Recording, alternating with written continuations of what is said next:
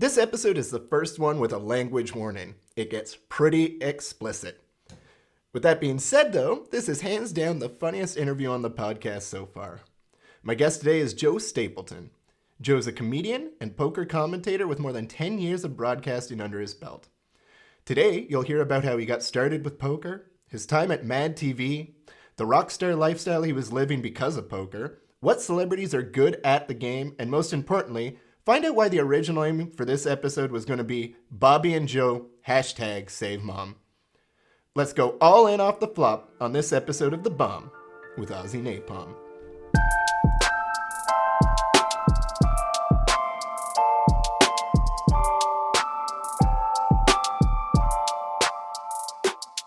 Welcome back to The Bomb with AUZZY Napalm, the most explosive podcast in Kingston, Ontario. And friends, today I'm joined with Joe Stapleton. He's a poker player, poker commentator, and comedian. Joe, thanks so much for being with us. Oh man, what is it? The Bomb? The Bomb with AUZZY Napalm. The Bomb with AUZZY Napalm. It's a great name for a podcast host coming from a country that nobody actually wants to blow up. That's the only way you can get away with exactly, that. Right? Thanks for having me, AUZZY. No worries. And before we get into it there, you have a story you just wanted to tell that just happened. Oh, yeah. So I was incredibly unprofessional and didn't keep my appointment with AUZZY Napalm, who did not blow me up, who patiently waited because my day starts pretty early these days. And can we get past all the whole, like, I'm grateful to have a job, it's a pandemic, yada, yada. I am. Yeah. I am. But it doesn't mean that my first world problems aren't still problems. So I got up at 5:30 this morning to do the Poker in the Ears podcast. Yesterday, we had the 15th year Sunday Million tournament, $1.5 million to the winner. Vanessa Cade, who's been in the news a lot lately, who's been on the verge of a huge win also a lot lately, wins that tournament. And we're like, God damn, it would be great if we could get her on the podcast tomorrow. Well, Vanessa got 1,000 podcast requests last night. Like, oh my God, almost 1,000. And unfortunately, I let James reach out to her, and they don't quite have like the already personal relationship that we do. And I just let him do it because I didn't want to bother her. She didn't see his message until like 5 minutes ago and then got back to me. And now we're frantically trying to schedule because the podcast's on hold right now. We already recorded it. So we're going to do a special 2 a.m. interview with her. I'm going to be up at 2 a.m. She's going to be up at 2 a.m., 9 a.m. in England for James to be on the other end of it. So I was coordinating all that quite literally when my appearance on the AUZZY Napalm show was about to commence. So I apologize. I'm sorry. And I'm going to do you a solid by not being completely full of shit during this interview like I usually am. I'm giving you all true answers. Well, I appreciate and the first of which is the reason for this background is because my friend Beth Hall over there. Oh, hold on. I'm not good at this. There we go. I could never be a weatherman. My friend Beth Hall is on this show. She plays in my home game every week, and they're canceling it. And I'm starting a grassroots effort to #SaveMom on CBS. Well, so Joe, years ago, I lived with a roommate who was hooked on poker, and I really didn't get the sport or why he was so into it. But one of the things is you were actually the color commentator on a lot of the live poker he was actually watching. So I became hooked just on that alone. You were so funny and witty and on it because I have a background in theater, and I appreciated not only just, again, how your color commentary made it vastly more interesting for someone who didn't understand it, but also just how quick-witted you were with your improv. After that, it actually got me into poker, and I started to appreciate it more. Oh, so cool. I just wanted to know, because you're a player yourself and your knowledge of the game is so in-depth that, well, it has to be to commentate on it live. Which came first? What's the chicken and the egg situation? Was it poker or comedy for you first? Well, first of all, I'm glad you brought up your theater background because my background is Mom that I'm trying to save on CBS for my friend Beth Hall. #SaveMom. #SaveMom. Thank you. A couple things I want to address there, man, because I have a rock hard boner right now from what you just said to me. Austin or Bobby, my goal in doing poker commentary is so that someone who has never seen poker before or isn't sure they're into poker might tune into one of our broadcasts and go, I don't really know what's going on here, but I'm kind of entertained, so I'm going to watch for one more minute. Right. Yep. And then maybe they stay for one more minute, and then maybe they fall in love with the game because of the idiotic things that the two commentators are doing and the fun that they're having, and that hopefully that fun translates to the people watching. So when you say that to me, are you listening, Poker Stars? My contract's up in a few months. Are you listening? This is exactly what I eventually will be paid for one day, I hope. I mean, when I go out of my way to look up reruns, I specifically try to find ones with you on them because, I mean, it's weird. I have favorite players, but I don't really have a favorite commentator other than you, right? So Poker Stars, silly to let them go. That's cool. No, they've been super, super cool. Yeah. And of late, over the last few years, we've really been jiving over keeping poker fun and entertaining. So that's really great to hear. To answer your actual question, now that I just went on for about 5 minutes of stuff you didn't ask me, to answer your actual question, which was what again? What was first for you, poker or comedy? Oh, it was comedy was first for me, but I did this thing, and I don't know what it's like in Canada or what your theater background is like, but I moved to LA at a very young age. I graduated college a little early and moved to LA when I was 20 years old. And I had it in my mind that I was going to be something, right? I was going to be something in Los Angeles, in Hollywood. La La Land. In La La Land, but I didn't really do anything. Like I didn't really work that hard at it. I had a job at a TV show, but like as a runner, I worked for a show called MadTV, which was amazing and was right where I wanted to be, just not the job I wanted to be doing there. Meanwhile, all the other kids my age were like taking improv classes and doing open mics and like going to writing workshops. And I was just like, yeah, man, like I'm also going to do the same things you're doing eventually. At some point, I'm going to get around to it. And I had a strong work ethic at work. I ended up having a really good job at Mad TV, eventually a production coordinator job, which again is not creative, but I was making bank. In 2003, I was 22 or 23 years old and I was making 60 grand a year. And that was more money than I had ever heard of in my life. That was more money than my dad was making when I was, a teenager. And so I worked 60 to 80 hours a week doing that. And the rest of the time I worked drinking in bars and kind of like kept up this air of like, yeah, no, I'm a comedian. Like I'm out here to do comedy stuff, but like I didn't actually do anything.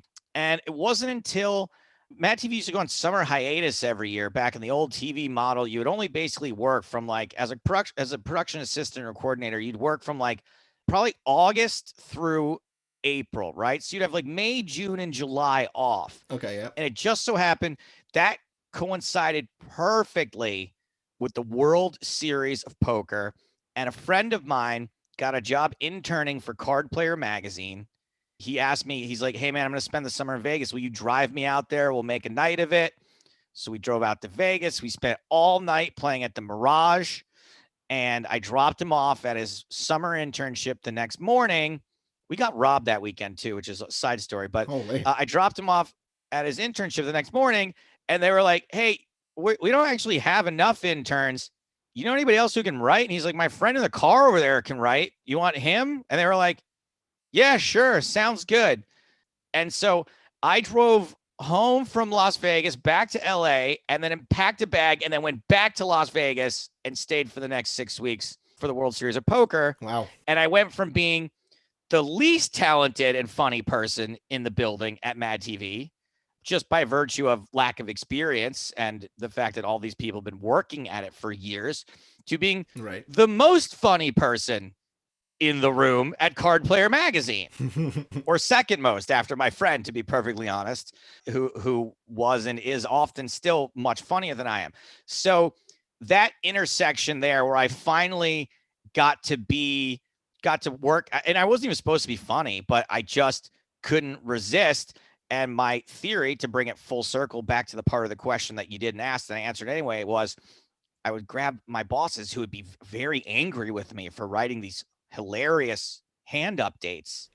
I would write these hand histories and post them online, and they'd be like, why are these jokes in here?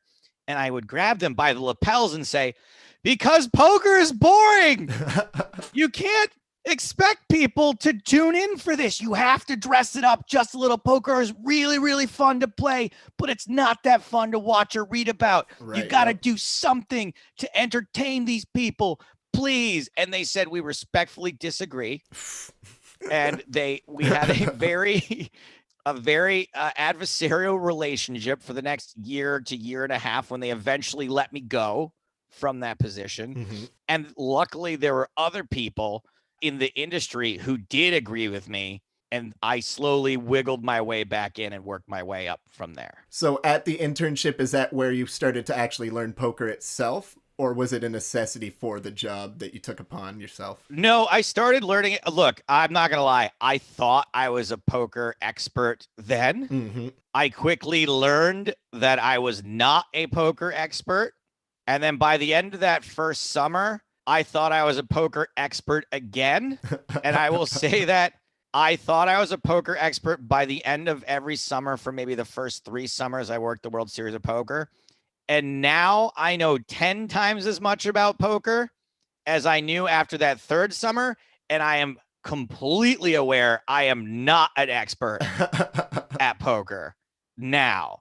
Like what I still don't know is more than what I do know when it comes to Right. playing the game at the highest level and the way that the greatest poker minds think and talk about the game. I'm like Han Solo. Like I can understand Chewbacca, Mm-hmm. but I can't speak Chewbacca. Right. Yep. I have to rely on Chewbacca being able to understand me. That's a perfect analogy, actually. Yeah. Yeah. Yep. So when you were over at Mad TV, what is it exactly you did there? You said you were a coordinator? I started off as a production assistant, making copies, getting people lunch, stocking the fridges, making deliveries, delivering people scripts. The glory days of being a production assistant, the one thing that was pretty cool about it is that there weren't a lot of big egos on the show. So people were like pretty nice in general. It was hard work and it was grunt work. Yep. But I got to be involved in every aspect of the show. Really? Which was really, really cool. And then eventually I became the production coordinator, who is basically the boss of the production assistants. Gotcha. And the production coordinator is like the nerve center of the show, the sort of the brain stem where all the different departments run through production. Mm-hmm. And the coordinator is basically in charge of getting all of the department's needs met. Right. So it is incredibly high stress, requires big time organizational skills. And eventually I left that job because I had an offer to do a podcast in poker, and the poker podcast said I was making about 60 grand a year doing production coordinator stuff. And the poker podcast said, we're only going to pay 50, but the show is 100% your show. And that was Poker Tonight, right? That was a TV show. Poker Tonight was a TV show. The podcast was called Poker Wire Radio. It was basically a continuation of a podcast called The Circuit that my friend Scott Huff started with Mike Matasso, and then eventually became Scott and Gavin Smith and Joe Stapleton. And when Scott decided he didn't want to work on the road anymore, that show went away. And basically the parent company of Poker Wire was called Full Tilt. You may have heard of them. Mm-hmm. And it was more or less the unofficial Full Tilt podcast. And they said, we want Gavin Smith and Joe Stapleton to do a show. Who can we get that will be a good match for them? They got me. And they said, we can only pay you $50,000 a year, but you're going to be on the road traveling the World Poker Tour. When we're not on the road, you don't have to work. And this show is 100% yours. You are the executive producer. You are in charge of it. You are the head writer. You are the host. Would you like to have your own podcast and make comparable money to what you're making now, plus have all your expenses paid when you're on the road? And I said, fuck yeah. Yep. And I left Mad TV to go do that. That didn't last very long, however, because the UIGEA happened about a year into that, and I was back on my ass. But it was a nice thought. And is that where you started to make a bunch of your connections that you had in the industry then? Yeah, so that basically was, it turns out, I didn't realize like everyone in the industry listened to that show. And that is when that show went away, that Joe Stapleton and Barry Greenstein decided they were going to make a company called Poker Road. And they, God bless them, thought that they could make a viable entertainment website out of poker themed. It was called Pokertainment. And so there were multiple podcasts and multiple video shows. And to their credit, they had a lot of faith in me and Huff, and they hired us on as full-time employees. Again, not for a ton of money, but kept us employed, and we had a regular paycheck, and we got to do what we loved. And it was there that most of the people who are like big name pros now all sort of ingested that material, and we didn't realize it at the time. So when it became time for real things to happen, aka Poker Tonight, and then shortly thereafter the big game, people knew who we were, even though that was a shock to me. Right. And so you've been commentating now for more than a decade. What are some of the unique experiences you've got to have? Because you mentioned with that first podcast job, even in the first year, you got to do quite a bit of traveling, right? Yeah, those first couple years in poker was really like, you're relatively late to it, so you're never around for this, but there were these glory days of poker when everyone had so much money and everyone was very, very stupid. And so it was like a really deadly combination of just money almost quite literally being lit on fire a lot of the time. And now there's way less money and people are much smarter. So those things don't really happen as much anymore. They still do, but it's like, it's not quite as widespread. It's not as fraught. People are just much more smart about the way they do things.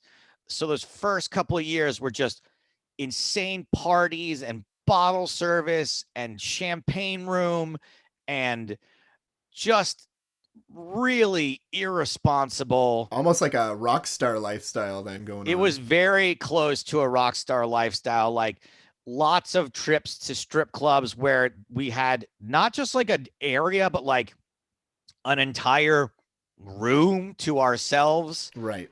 Penthouse suites, free food and drink everywhere. And it wasn't just the people spending money, it was the companies were just, I remember, I can say this now because I can't get in trouble for it anymore. I remember that my first summer working at the World Series of Poker for Full Tilt, I was staying at the Rio. I could charge anything in my room service that I wanted to. Okay. And we used to have like a podcast meeting and be like, all right, well, we're going to have a lunch meeting for the podcast. So, I mean, we can charge this to the company. So let's order some stuff. And I'd be going around the room and be like, on the phone, all right. All right, we're going to have one surf and turf, two surf and turfs. Sorry, a surf and turf and a surf and turf and a short stack of pancakes, two surf and turfs, a fried chicken dinner. Should we get some pizzas to go with it? Yeah, we're going to need a couple of pizzas to go. This is for 3 people, okay? Holy. We would just go absolutely insane. At the end of that summer, I turned in a room service bill for $13,000. Oh my goodness. I was not asked a question about it. No shit. That was the kind of thing that we were dealing with. The prop bets were insane. The thing that put me on the map was this spray tan bet. It's getting buried further and further in the algorithm because at this point it was in 2007 or 8, so we're talking like over 10 years ago now. So what is the spray and tan bet for everyone listening? So basically you can find it on YouTube. It's basically, so if you type in Stapes tan, if you Google it, it shows up immediately. Basically, we were talking about spray tans. I was really tight friends and I'm still close with, but we don't talk as much anymore, with Amanda Negranu, who used to be known as Amanda Leatherman. And Amanda used to like to get spray tans, and we were talking about spray tans one day and what's the most spray tans someone could get. And Gavin Smith, Joe Seabach, a guy named John Caldwell, and a guy named Brian Lemke got together and prop bet me $500 a piece. So for $2,000, that I couldn't get 2 spray tans a day for a week straight. And one of the best parts about this prop bet is that I wasn't allowed to tell. There are these really hot girls worked at the spray tan place, these really hot girls, and I wasn't allowed to tell them why I was getting spray tans twice a day. Twice a week. And so, yeah, and we would film it every day. I would walk in and the girls would be like, well, why are you back here? And I'm like, no, well, I feel like I might have had a little rub off yesterday in the shower. And I knew how to make these guys feel happy to have spent the money. And so at the end of that, yeah, I got paid $2,000, which to me was more money than I had ever had in my hand at one point in my life. Just some really, really, I watched 2 guys gamble $10,000 on whose ice cube would melt faster, $5,000 on whose bag would come up from airport, at the airport on the belt first.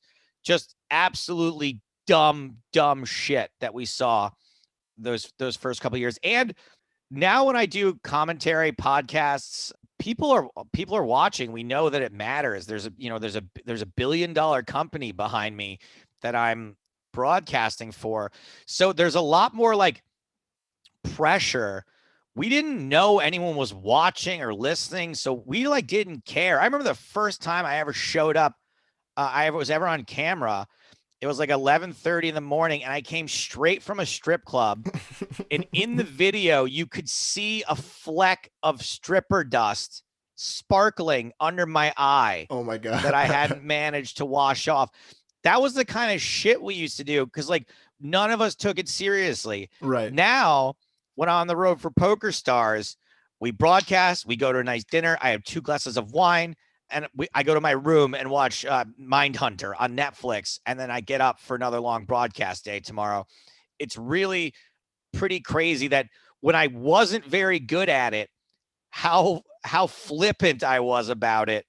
And now that I'm like actually probably could do it on 2 hours sleep, I'm like, no, it's way too important now. I can't do that. Well, even in the industry itself, you're, as quote unquote, a legend, right? Because I was watching an old Cash Challenge and Charlie Carroll said that you are one of the few people he gets starstruck around still. So that stuck out to me, right? Because he's sitting there playing a poker game with Kevin Hart, and he by name says you're the one who he gets starstruck by. So again, your importance in poker is known. Yeah, I mean, look, first of all, I love Charlie, and when he said that, that was a really big deal to me, and I've always appreciated that. And he's a really good kid. I always think of him as a good kid. He's probably like in his fucking 40s now, like I am. But yeah, and I came to realize, I used to say this, is that when I was a single man and I needed to find ways to sell myself, I would say I am incredibly famous with a very small number of people. Like there are like 2 or 3 dozen people in the world who would really, really, really like to meet me. Right. And no one else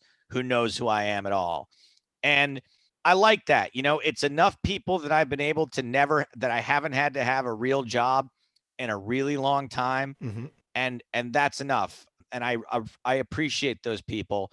And I feel like most of those people really get me because I don't know, like my humor definitely is broad. It's not like it fits like the standard definition of broad, but it's not for everyone. Yeah. And I like to take that risk, right? The risk that you might not get this joke, but if you do, you're really going to like it. Right. Yep. Well, and I've got a sixth sense of dad humor too, and some of your jokes just perfectly hit on that, and I'm sitting there just chuckling, right? And my wife will be in the background like, oh, come on.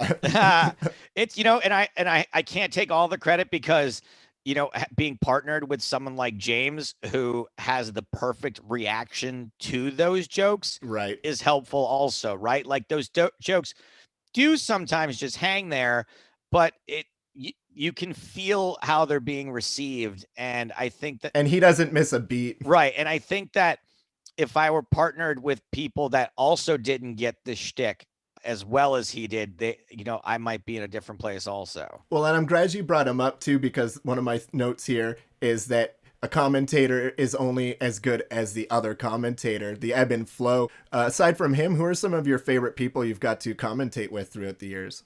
Well, first of all, I think James Hardigan is the best poker commentator in the world. Mm-hmm. And I mean, no disrespect to anyone else who's ever done the job. I don't think there's anyone that brings as much to it, as much professionalism, as much emotion, as much passion, as much energy as he does all of the time. Mm-hmm. He just never has an off day. He's just always on. Having said that, I have appreciated every co-commentator that I have ever had. I guess I would start with Chris Rose, in that Chris was so supportive of me and deferential to the fact that he did not know that much about poker. And here I was, a 27-year-old kid being given a co-commentator job with him. He looked out for me. He stuck up for me. I was terrified. Mm-hmm. The boss we had on that job, who I'm good friends with today, was rather intimidating. And to be frank, scared the shit out of me. And Chris, I survived that job because of Chris's support. And so there's a big thing there. I think Chris Hansen of Poker Night in America is a guy that doesn't get mentioned enough. I think he's great. I think we have our own thing together, which I like a lot. I think Poker Night in America is one of the most fun shows I've ever done. I've really enjoyed working with Dave Tuckman. Look, I get along with most people. I'm really, really lucky in that respect. Right. And I really like being able to get in the booth sometimes with a really stiff poker genius and seeing what kind of emotion I can force them to have. If I can overload their circuits. There's lots of people I'm on the Stars roster I like doing stuff with. I've worked with Randy Liu and had a blast. Used to be on the Stars roster. Lex is always super fun to do stuff with. Maria Ho is a totally different chemistry and brings a whole new set of eyeballs to things. Mm-hmm. Spraggy is one of my all-time favorite people, and I love being on the comms with him. And I typically love the fact that there's usually at least one moment, no matter who I'm working with, where they don't know what to say. They go to say something and just start chuckling. Yep. They either chuckle or go like, I don't know how much further I'm allowed to let him go, or else we're both going to get shit canned. And I kind of live for those moments. Now, how much do you miss actual live commentating? I know you've been commentating on streams and such. The only thing I'll miss more is Mom on CBS. #SaveMom. #SaveMom. I miss live poker a lot, Bobby, because look, as a color guy, first of all, I love Poker Stars. Play on Poker Stars. Everyone, Poker Stars, it's the best poker software out there. It's the best client. It's learn, chat, play with the pros at Poker Stars. I don't think that's right. The fact that they've pivoted, right, and we've been able to broadcast from home. We've been able to bring online poker to people, which, to be frank, we should have been doing before this all happened a little bit.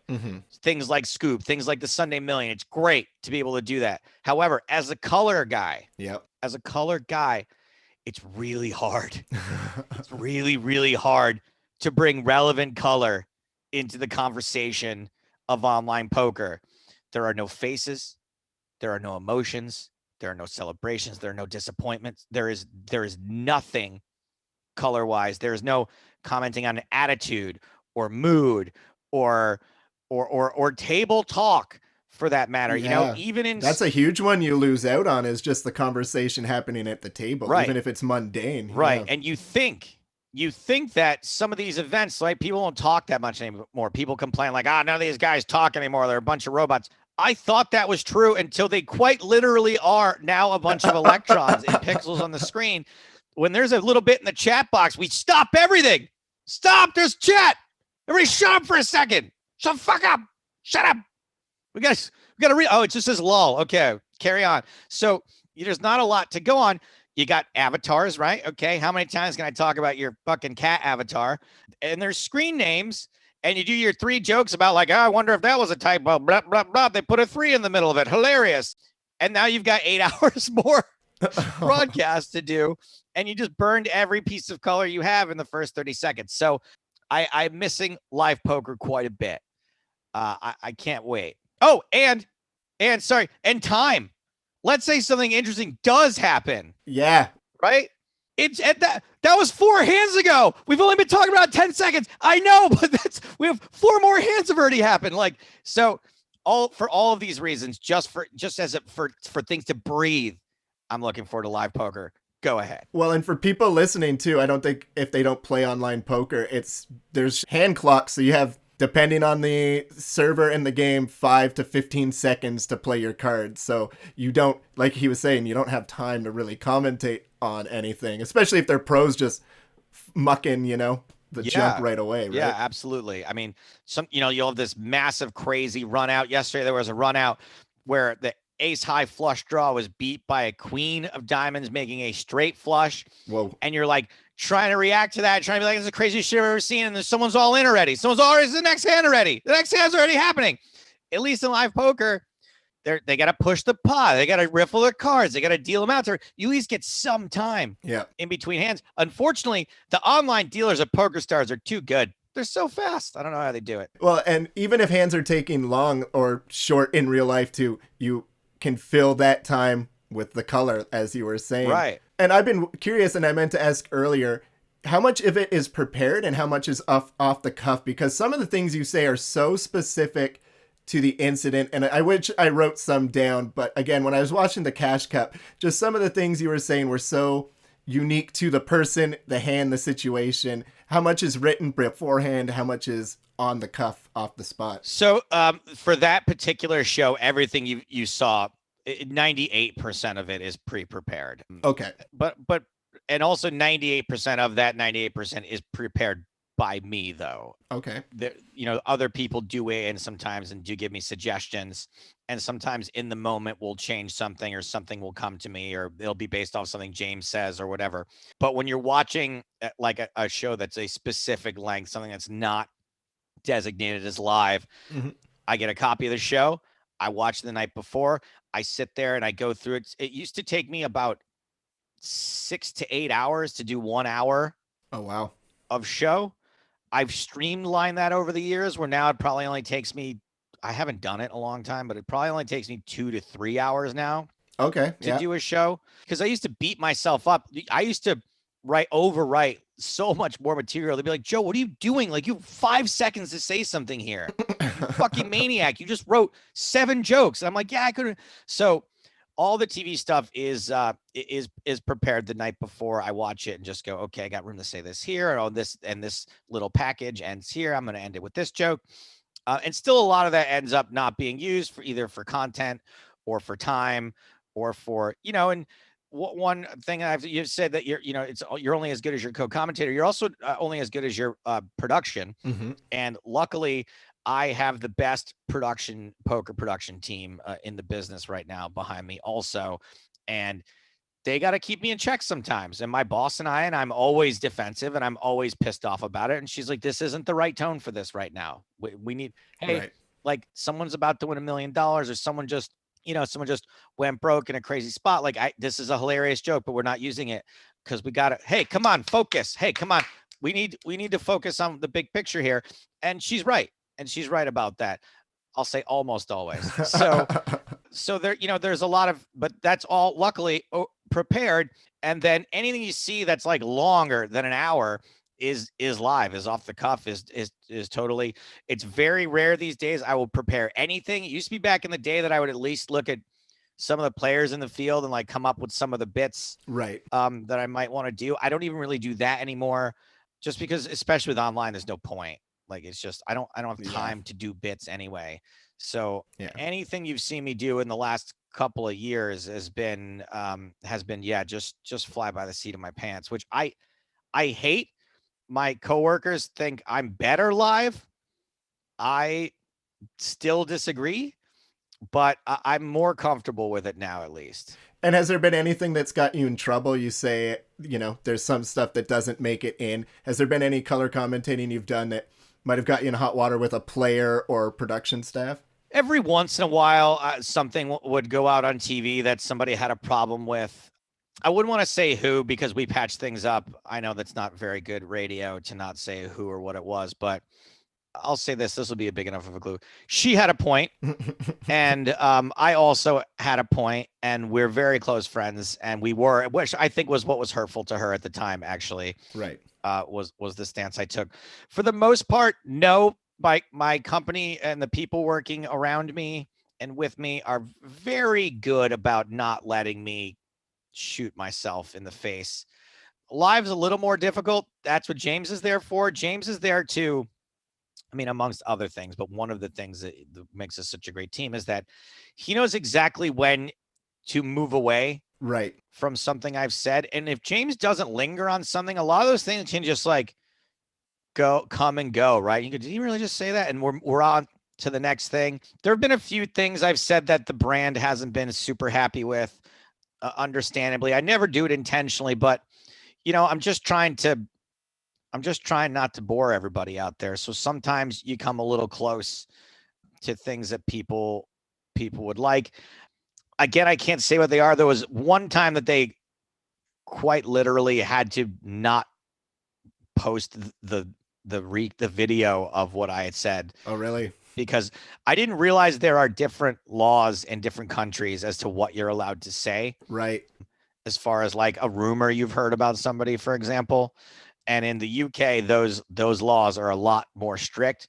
and that's where they're based. So one time they had to be like, look, it's not, we just can't, you can't say stuff like this because we're a big company and people like to come after us for any little. It's slander there, right? Yeah, I think libel is the word they use. Liable, Yeah, yeah, the yeah, yeah. libel laws there are, if I say like, I've heard Austin's got a thing for furries, I can't prove it, and you go, hey, you actually like caused me financial damage by saying that, then it's like a very easy for me to lose that case. Right.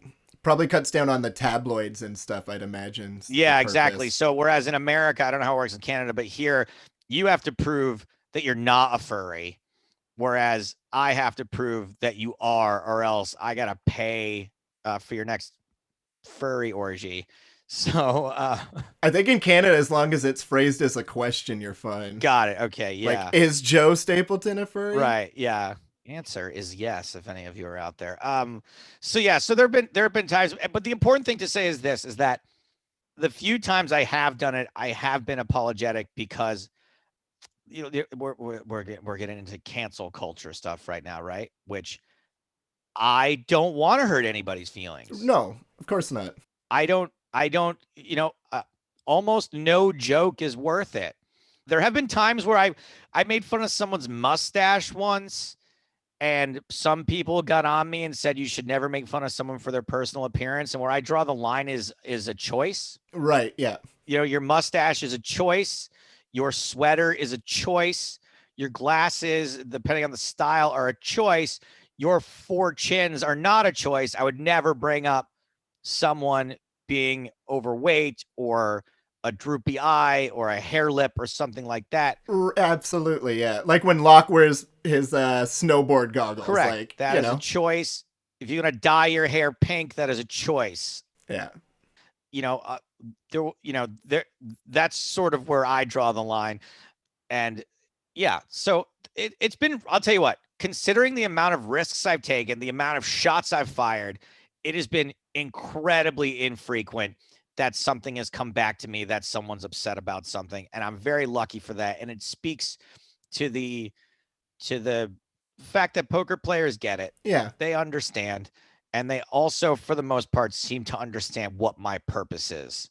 And your craft. I appreciate them for that. Well, this has been one of my favorite interviews to research for because I just get to watch a bunch of old poker. Ha! And one of the things I actually heard you say in one of the things I was watching is that you wouldn't be where you are without actress and poker player Jennifer Tilly.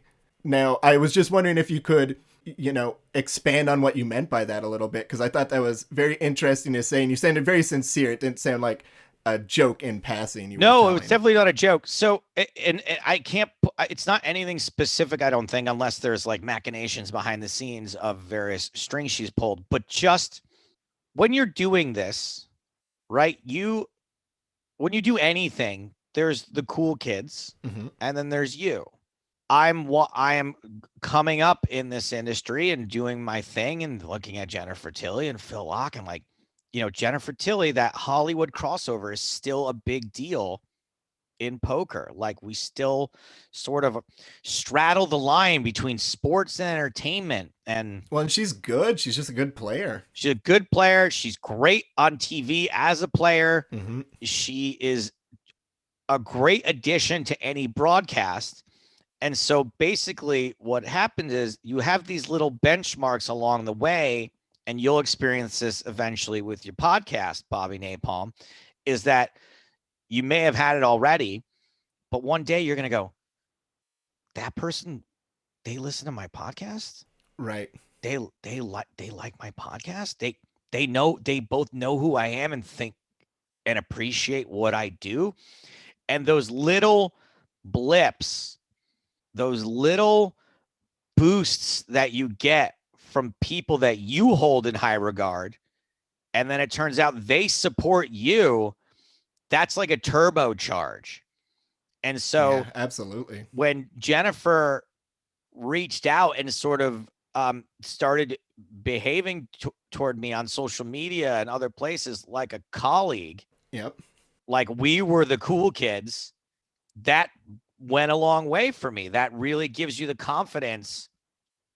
Not that I ever considered ending it all or anything like that, but like those moments are like milestones where, maybe you set up base camp and you're like, okay, I've been climbing up this mountain. Let's just stop for a second and look at the view Yep. for a minute.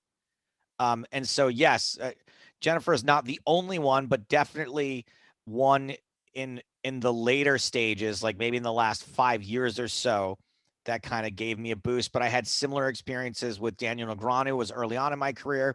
The reason why I even got hired for the big game was because people like Daniel and Barry Greenstein championed for my cause so hard.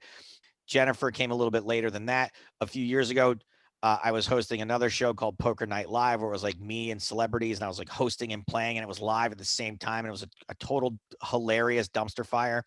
Josh Molina from The West Wing and the creator of Celebrity Poker Showdown reached out to me before he was on the show, that DM me and said, I just want to let you know, I think you're really good at what you do, and I'm excited to come on the show. And Wow. we became, we're close friends now. Those moments of like people that you respect, you being on their radar kind of inspires you to keep on the same path you're doing. And Jennifer was a huge one for me. Yeah, probably like 5 or 6 years ago. Well, it's like you said earlier, right? There's a dozen people in the world who would be starstruck and, love to meet you and all that. So I've absolutely had those moments already with myself, just, being able to sit down and interview you today, right?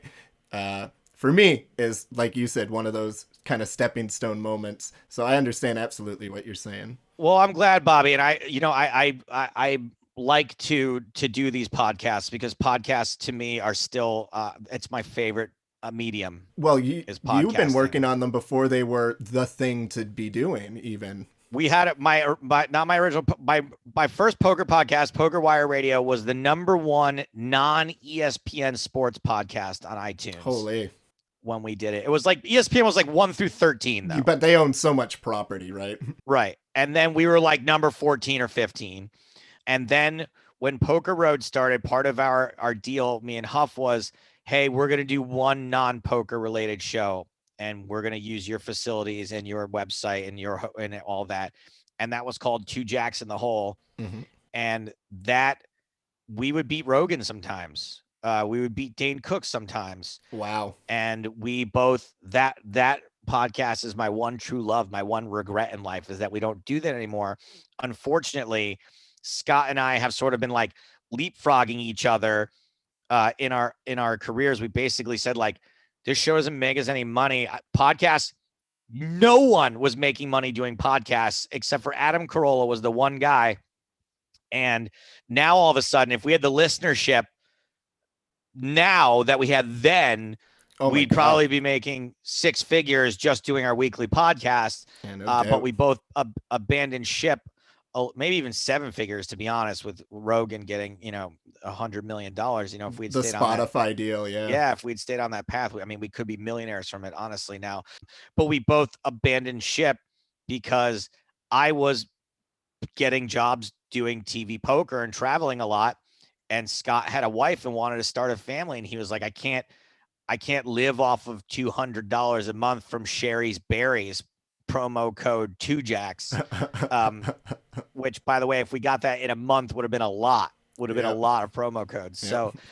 So we abandoned ship on the podcast. But yeah, I absolutely love podcasting. To me, it is the only form of media where you can still have a conversation and let the funny develop. Well, and not only let the funny develop, but get things out of a conversation that you didn't even think you would get out of the questions that you had listed, right? Correct. You can find things rather than coming with the thing already prepared and needing to know what it is ahead of time. You can discover things together on a podcast. And eventually, what you guys have discovered in this podcast is that we're going to hashtag save mom. So I just have a few more questions for you here coming up to the end and kind of tailing off the conversation of celebrity there. Sure. You've been commentating on so much celebrity poker. Who are some of the better actual players at the table, and who are some of the worst? Not to shade anyone, but who are some of the worst celebrities and who are some of the better celebrities to sit down and play? Celebrities, who are the better celebrity players? Sorry, not just poker players. Okay, yeah. I have no experience with this fella, but from every account I've ever heard, Tobey Maguire is genuinely a good poker player. Right. And notoriously good. Mm-hmm. So I'll start with that. Probably the best celebrity poker player I've accounted for, and I'm definitely going to tell him about this because he's going to be tickled I said it. Michael Cera is maybe the best celebrity I have encountered. Really? Really thoughtful about the game, cares a lot. I wouldn't say he studies like the way people use charts and solvers, but like definitely thinks about it a little bit more, and plays without emotion. So he was in Molly's game, right? Yes. Was he into poker prior to that then? He said that he had played it a little bit and then was like kind of interested in it. And then when they were shooting Molly's game, that's all they did all day long on set was play poker and run poker hands. And since then, it's just been off to the races, and he's been really interested in it ever since. Right. Michael is pretty good. Mm-hmm. Josh Molina, yep, not quite Michael's level, but decent. Hank is okay. Hank Azaria. Okay. Michael Ian Black, actually, I would put at near Michael Cera level. Yeah, really into the game himself. And then everyone else is Don Cheadle takes it a little seriously. He's okay. But like everyone else is below those guys I mentioned. Of course, it's not an exhaustive list. I don't know. Right. I've heard Ben Affleck has a little bit of chops. I've never experienced it. I don't know. It's really tough when you're really rich to be good at poker. Right. Because it's just hard to learn, when you have unlimited money, right? Like, yeah, Hank Azaria, given how rich he is way better than he should be at poker, because he actually does seem to care. Look, they play insanely big stakes for what I would think, right? They play 5-10 with like a 5K buy-in. I think that's like puke money. They've invited me to play in that game before, and I'm like, I don't think so, guys. I just can't. I'd have to sell 90% of my action, and then and one buy-in. I'm going to save one bullet. And by the way, they're all in for multiple bullets. But like Hank doesn't play like I think it's a secret that Hank is very clearly worth hundreds of millions of dollars because of The Simpsons. Mm-hmm. He doesn't play like a guy worth hundreds of millions of dollars. He plays like a guy that's like, that 5K isn't really going to ruin his day. But he doesn't play like a crazy person like I would if I was nearly a billionaire. So I give him credit for that. I assume Brian Koppelman's pretty good, but I haven't seen it. Okay. I assume there are good poker players out there, good celebrity poker players, but my experience with them has been relatively brief. So I'm not really sure who else there are. But I will say that Michael Ian Black and Michael Cera are both like impressive. For me, right? Yeah, like, yeah. I'm like, I see him like, oh, okay, you're impressive. And then Molina's close behind them. Well, for someone to be impressive to you, you've watched and seen so much poker, that means something. They're celebrity impressive. I mean, okay, yeah. They're celebrity impressive. And there's basically those three. And then like the rest are varying degrees of okay. I don't know if I probably wouldn't say if I thought anyone was like terrible.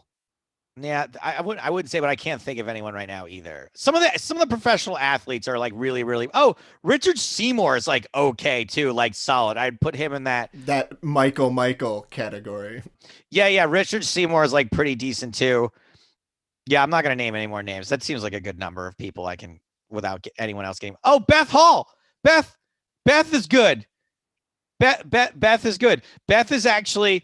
From my calculations, Beth entered something called the California State Poker Championships that had something like 17 starting days at like 7 different casinos. And Beth finished 14th out of like 9,000 entries or something. And as far as I can tell, she is the last woman standing in the biggest field that I can think of all time. Like the longest lasting standing woman in any live poker tournament ever. Well, that's amazing. Hashtag save mom. Hashtag save mom. Well, last question here for you, Joe. I've seen online through your stuff that you're a sports card collector, correct? I'm new to it, yeah. Well, getting into it. Is there any other hobbies you have that you'd like to talk about that you're really into? I like video games. I like video games a lot, but I feel like they've passed me by. like I just find myself going like, why is this so complicated? Why do I have so many abilities and attributes? What's a skill tree? Like I get why I open world games like annoy the shit out of me. Like I just kind of want to play a game on rails and not have to think about like, oh fuck, where did I leave that pencil? I need that now. God damn it. And I love like what the Bethesda games do, right? Like the Fallout games are amazing or incredible, but I'm fucking carrying around a sack full of 2,000 pencils just in case I do a mission that's like, you need to collect as many pencils as you can. I'm like, fuck, where did I leave all those pencils? So if a game's like a little bit more on rails, I appreciate that more now. Games with like crazy combos, like I used to love God of War, but now it's like all the button presses and combos to like fight people or like too much to remember. Mortal Kombat, I spent $100 on the new Mortal Kombat with like all of, because you could get like RoboCop and Terminator if you spent money on like the extra skins. And all I do is I go into the game and go into like easy fatality mode and watch the fatalities. I go, oh, that's pretty cool. And that's it. I don't fucking even play the game. Like, so I like the idea of games a little bit more than I like games now. So if a game is like simple and also because like I'm old and slow, like the only game I'm playing recently is, you remember the game XCOM? Have you ever heard of that? Yeah. Oh, yeah. Oh, yeah. So there's a Gears of War version of that called Gears of War Tactics, where it's just like top down turn based. And I get to sit there and go, it's like chess. Yep. I'm like, okay, okay, move this guy here and move that, and press a button and everyone shoots. And then it's the other player's turn. That's like my speed these days. Yeah, I get too much like, ooh, a piece of candy with the big open world games. I always forget what I'm actually supposed to be doing. Yeah, like Spider-Man is perfect for me. The new Spider-Man, where it's like open world, but it's still kind of swing contained. Around. It's beautiful too. Yeah, those games and it's are great. Manhattan, so I know where I'm going. I'm like, oh, I fucking know how to get to the village. Great. I don't have to worry about. It's like go find the Shield of Zoron on Mount. And I'm like, what? No, fuck this. I don't know what any of this is. And stand up is a hobby. I like to get stoned and write jokes on Twitter. It's been mostly politics the last few years. I've been having a hard time getting back into like just doing regular comedy that isn't topical online. There's just been too much to write on for the politics. Yeah, and it's just been something that obviously if anyone out there knows my presence online, I felt like I couldn't keep quiet about a lot of it. And it felt like a responsibility to just not like, for people that didn't say, hey, I'm just a comedian, I'm just going to pretend like none of that is happening. That's great that I couldn't do it. Mm-hmm. So yeah, I'd love writing jokes if you can consider that to be a hobby. Stand-up obviously hasn't been a thing for me for a full year now. Do you plan on doing more stand-up once the world is back to normal? Yeah, I think so. I think there is a non-zero chance I'll never do stand-up again. I not a big one, but some small percentage in that I've found a lot of other creative outlets during quarantine and have some other irons in the fire. I would probably be sad if that happened. What I'm mostly worried about for stand-up, yes, I'm worried about getting back into things, getting back on that bicycle, getting back in the groove, going back out into the world, dealing with stage fright, which does still exist as a stand-up comedian, no matter what. Anytime you go on stage, you still battle that. I'm worried about that being a factor again, but I'm mostly worried about is we all just lived a very similar 12 months. Yep. And I don't know how I'm going to feel about being the seventh comic in a lineup going on stage and talking about lockdown and Postmates and Netflix and vaccines, toilet paper, and all of that. Yeah. And obviously we're all going to have our own takes on it. And obviously I'm not worried about my take being different. I just, that variety of experiences is really what makes watching 6 or 7 comics in a row tolerable, knowing that you are going to see get here into the lives of 6 or 7 vastly different people, and the experience that we've had for the last year haven't been vastly different. And I'm a little bit worried about, I don't want to ignore the pandemic, but I don't want to be a pandemic comic. And I don't really, I haven't quite figured out what the happy medium between those two things is going to be. And I'm sure it's going to be fine, but I'm not looking forward to that hard work. Right. Yeah. I struggle with that even coming up for writing the podcast interviews. Is like, yeah, it has to be acknowledged for some stuff, but also like we're all tired of hearing about it. I don't want to dwell on it and be like, Pandemic, pandemic, pandemic. What's your background? What do you do? Oh, what is that? What's on your bookshelf back there? It's like, fucking, we've done that shit, man. Yeah, exactly.